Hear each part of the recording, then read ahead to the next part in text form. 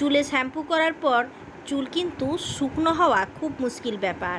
আর বারংবার চুল যদি এইভাবে ভিজেই থেকে যায় তাহলে চুল ওঠা তো স্বাভাবিক। তার জন্য আজকে আমি আপনাদের চুলে শ্যাম্পু লাগানোর বিশেষ 3টি পদ্ধতি দেখাবো, যে পদ্ধতিতে চুলে শ্যাম্পু লাগালে চুল ভালো থাকে, রুক্ষ সূক্ষ্ম হয়ে যায় না, তার সাথে সাথে চুলের জেল্লা বাড়ে, চুল ওঠা কমে, চুল কালো হয় আর চুল ভালো থাকে। তার জন্য প্রথমে আপনাদের নিতে হবে একটা মুখ খোলা পাত্রে গরম জল। জলটা হালকা হালকা যখন ফুটে আসবে তখন এখানে নিয়ে নিলেন 1 চামচ চায়ের পাতা, তার সঙ্গে নিলেন 1 চামচ কালো জিরা, আর নিয়ে নিচ্ছি মেথি দানা। মেথি দানাটা আমি হালকা গুঁড়ো করে রেখেছি যাতে করে সুবিধা হয় এই শ্যাম্পু লাগাবার ক্ষেত্রে। বন্ধুরা, এই মেথি ফোটানো জল আমাদের চুলের জন্য খুবই উপকারী। তো এখন এই বিশেষ পদ্ধতিটি অ্যাপ্লাই করে আপনি আপনার চুলকে অনেকখানি সুন্দর করে নিতে পারেন। খুব ভালোভাবে এই মিশ্রণটিকে ফুটিয়ে নিতে হবে। দেখতেই পেয়েছেন যে চায়ের পাতা থেকে কেমন লিকার বের হচ্ছে, আর অল্প আছে কি এটাকে ভালো করে ফুটিয়ে নিতে হবে। যত ফোটাবেন তত কিন্তু এর থেকে ঘন লিকার বের হয়ে আসবে। তারপর আঁচ অফ করে আঁচ থেকে নামিয়ে আপনি এটার কিছুক্ষণ ঢেকে রেখে দেবেন, আরও লিকারটা ঘন হয়ে যাবে। আপনার চুলের রং যদি কালোই হয়ে থাকে, সেই কালো যে জেল্লাটা সেটা বজায় রাখতে পারবে এই চায়ের লিকার।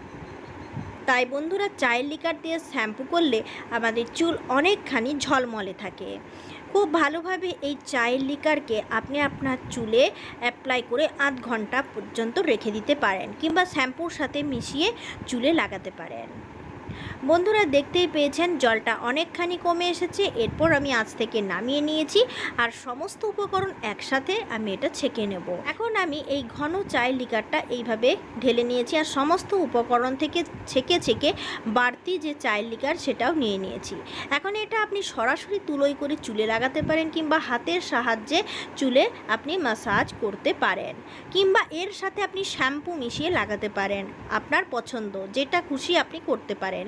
এখন এর সাথে আপনি অ্যালোভেরা জেল মেশাতে পারেন 1 চামচের মতো কফি পাউডার। আমাদের চুলকে অনেকখানি ভালো রাখে। কফি যেমন আমাদের স্কিনের জন্য ভালো, ঠিক সেরকম চুলের জন্যও ভালো। এখন আমি এখানে 1 চামচেরও কম হাফ চামচের মতো কফির পাউডার নিয়ে নেব, এবং এই কফির পাউডারটা মিশিয়ে নেবার পরে আপনি চুলটা অনেকখানি সুন্দর পাবেন।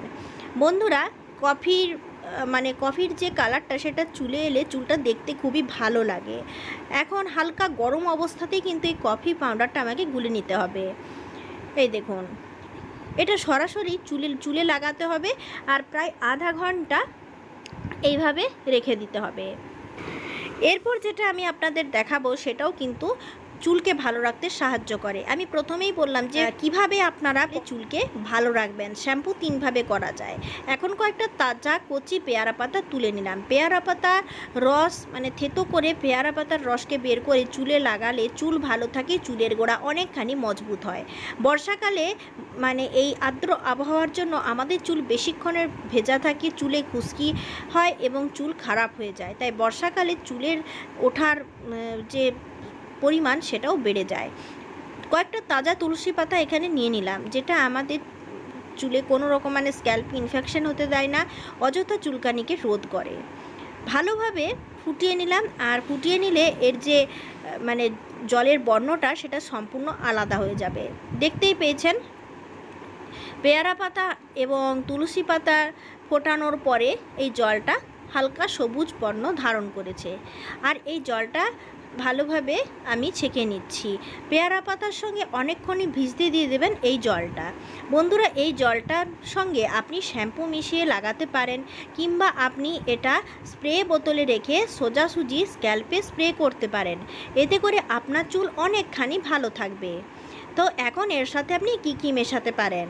আপনি এর সাথে মেশাতে পারেন 1 চামচের মতো মধু মেশাতে পারেন, নারিকেল তেল মেশাতে পারেন, কিংবা সবথেকে ভালো হয় যদি অ্যালোভেরা জেল মেশাতে পারেন।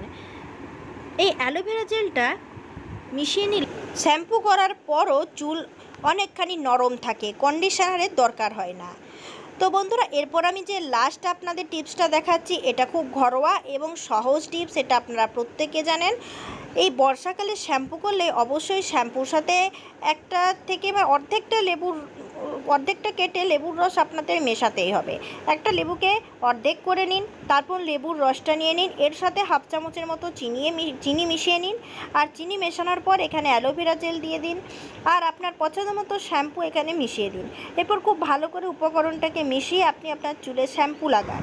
বর্ষাকালে যখনই আপনি শ্যাম্পু করবেন তখনই কিন্তু এইভাবে আপনি চুলে শ্যাম্পু লাগান। সোজাসুজি চুলে লেবুর রস না লাগিয়ে এরকমভাবে শ্যাম্পুর সাথে মিশিয়ে লেবুর রস লাগাবেন। লেবুর রস চুলে লাগালে চুলের তেল চিটচিটে ভাব অনেকটাই উঠে যায় এবং সহজেই আমরা শ্যাম্পু করলে যে চুলের ময়লা সেটাকে তুলে দিতে পারি। অনেকটা শ্যাম্পুও লাগে না, বেশি ঘষতেও হয় না। সহজেই এইরকমভাবে মিশিয়ে যদি চুলে লাগাই তাহলে আমাদের চুল থেকে অতিরিক্ত ময়লা উঠে যায়। তো বন্ধুরা, এখন দেখুন আমি 3 রকমের উপকরণ আপনাদের দেখালাম। আপনি যদি চায়ের লিকার করতে ঝামেলা বোধ করেন তাহলে পেয়ারা পাতার মিশ্রণের সাথেই কিন্তু আপনি শ্যাম্পু মিশিয়ে লাগাতে পারেন। প্রথম যে উপকরণ দুটো দেখালাম সেই দুটো উপকরণ চুলের পুষ্টি বিধান করে, চুলকে ঝলমলে রাখে, চুলকে কালো করে, চুলের গোড়া মজবুত করে। তৃতীয় যে উপকরণ আমি আপনাদের দেখালাম সেই তৃতীয় উপকরণটা কিন্তু শ্যাম্পু সাথে চিনি, লেবুর রস, অ্যালোভেরা জেল। এইভাবে বর্ষাকালে শ্যাম্পু করলে অতিরিক্ত ময়লা ধুলো চুল থেকে উঠে যায় আর আর্দ্র ভাবটা চুলে থাকে না। এরপর খুব ভালোভাবে স্নান করবার আগে অয়েল ম্যাসাজ করুন। অয়েল ম্যাসাজ করবার 2 ঘন্টা পর শ্যাম্পু অ্যাপ্লাই করুন। এখন আমি চায়ের লিকারটা চুলে খুব ভালোভাবে ম্যাসাজ করে নিচ্ছি। চায়ের লিকার আমাদের চুলের জন্য খুব ভালো, চুলের স্বাস্থ্যকে ভালো রাখে, চুলের গোড়া মজবুত করে, চুলকে কালো রাখে। তাই বন্ধুরা, চায়ের লিকারটা সপ্তাহে 1 দিন আপনারা চুলে অ্যাপ্লাই করে দেখুন। ঠিক এইভাবে খুবই আপনারা চুলকে সুন্দর রাখতে পারবেন। এখন কিছুক্ষণ এইভাবে মালিশ করবার পর আমি রেখে দিয়েছিলাম, আর কাগজি লেবু দিয়ে লেবুর রস দিয়ে যে চিনি দিয়ে শ্যাম্পুটা রেডি করেছিলাম সেই শ্যাম্পুটা এখন আমি ভালোভাবে চুলে মেখে নিচ্ছি, চুলে শ্যাম্পু লাগাচ্ছি। চুল শুকনো হয়ে গেলে স্ক্যাল্পে আমি স্প্রে করে নেব পেয়ারা পাতার রস। তো এখন বন্ধুরা, আপনাদের 3টে স্টেপই আপনাদের দেখিয়ে দিলাম। কোনটা ভালো লাগলো আমাকে অবশ্যই জানাবেন। শ্যাম্পু ঠিক এইভাবেই লাগান চুলের ভালোর জন্য। ধন্যবাদ।